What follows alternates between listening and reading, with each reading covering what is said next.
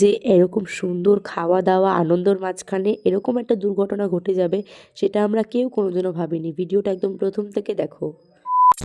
Welcome to my channel. আজকে আমরা সকাল সকাল সকলে মিলে বেরিয়ে পড়েছিলাম পিকনিকে যাওয়ার উদ্দেশ্যে। তো পিকনিকটা ছিল আমার মানে বাড়ির থেকে একটুখানি।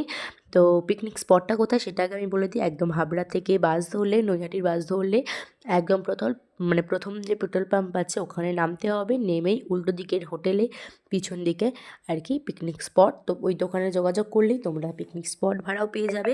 তো যাই হোক, আমি বেশি কথা বলছি না। তো সকালবেলা কিন্তু দিয়ে দিয়েছিল কফি।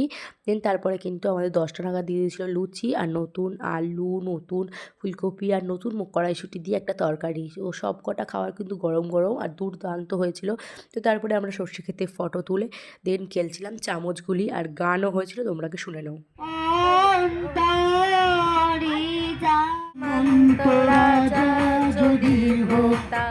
পরের দিন আমার দিয়ে দিয়েছিলো গরম গরম কফি আর চিকেন পকোড়া। তো তারপরেই দেখো হাঁড়ি ভাঙাতে আমি ফার্স্ট হয়েছিলাম। আর এই দেখো এখানে পাপা যখন হাঁড়িটা ভাঙাতে গেল, আঙ্কেল পাপার সামনে দিল, আর ভাই এসে যেই ধরতে গেল ওর মা মানে ঘাড়ের মধ্যে লেগেছে। ভাগ্যিস মাথায় লাগেনি। মাথায় লাগলো কিন্তু ও মানে আমাদের পিকনিকই পুরো বন্ধ হয়ে যেত। তো যাই হোক, তারপর ওকে জল টল দেওয়া হয়েছিল। তো তারপরে দেন আমাদের মিউজিক্যাল চেয়ার, মিউজিক্যাল বল খেলে দেন আমরা চলে গেছিলাম কিন্তু লাঞ্চ করতে। তো লাঞ্চের মধ্যে কী ছিল চলো তোমাদের সাথে শেয়ার করি। ছিল গরম গরম বেগুনি, ফ্রাইড রাইস, তো যেটা একদম অসাধারণ হয়েছিল। আমি শুধুই খাওয়া শুরু করে দিয়েছিলাম। আর বেগুনিটা না এত সুন্দর হয়েছিল, মানে তো এটা কী বলবো, মানে ঝাল ঝাল মিষ্টি, মানে মানে কি এত অসাধারণ হয়েছিল বেগুনিটা। তো পরে আমি আবার নিয়েছিলাম। তো তারপরে দিয়ে দিয়েছিল স্যালাড আর চিকেন কষা। তো মানে সব কটা খাবার এত দারুণ হয়েছিল, আর গরম গরম সার্ভ করা হয়েছিল আমাদের, মানে কি আর বলবো।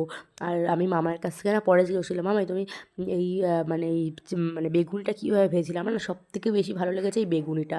তো যাই হোক, আমি সব খাবার কমপ্লিট করে দেন তারপরে কিন্তু লাস্ট পাতে দিয়ে দিয়েছিল চাটনি, পাঁপড় আর রসগোল্লা কালাকাঁদ। তো রসগোল্লা কালাকাঁদটাও কিন্তু একদম মামাইদেরও বলা হয়েছিল। আর এই দেখো মানে সবাই খেতে বসে পড়েছে। তো তারপরে কিন্তু পড়ে গেছিলো এই যে চাটনি, পাঁপড় আর রসগোল্লাটা না এত মানে গুড়ের রসগোল্লা ছিল আর গুড়ের কালাকাঁদটা ছিল। আর মানে এত দারুণ দিয়েছিল রসগোল্লাটা, তোমরা সাইজটা দেখেই বুঝতে পারছো যে কতটা বড় দিয়েছিল আর পুরো গরম ছিল। আর কালাকাঁদটাও সেরকমই একটা টেস্ট ছিল, মানে দুর্দান্ত টেস্ট। তো যাই হোক, আজকের মতো ভিডিওটা এতটুকুই। ভালো লাগলে please like, comment, share and subscribe করে দিও। আর ফেসবুক পেজ থেকে দেখলে প্লিজ চ্যানেলটাকে ফলো করে দেখা হবে নেক্সট কোনো ভিডিওতে। ততক্ষণের জন্য বাই।